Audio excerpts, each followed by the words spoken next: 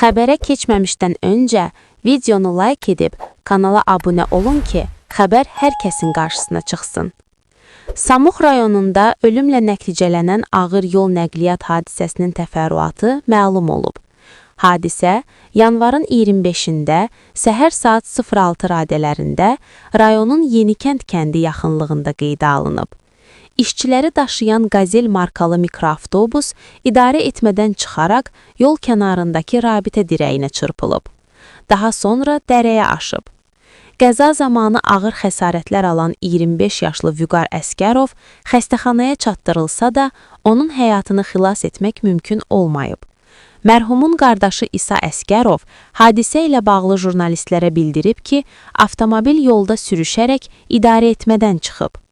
Hər gün işə gedirdilər. Günlük 15 manata fəhləlik edirdi. Yeni evlənmişdi. Mart ayında ata olacaqdı. Sevinə-sevinə işə gedirdi. Səhər 7-yə qalmış idi. Mənə zəng vurdular ki, avtobus qəza edib. Qardaşın maşının altında qalıb. Zərər çəkən Məharət Zülfüqarov qeyd edib ki, hadisə anında özü də avtomobildə olub. Mən maşında yatmışdım.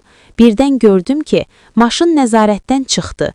Telefonun işığını yandıranda gördüm ki, Vüqar avtomobilin altında sıxılmış vəziyyətdə qalıb.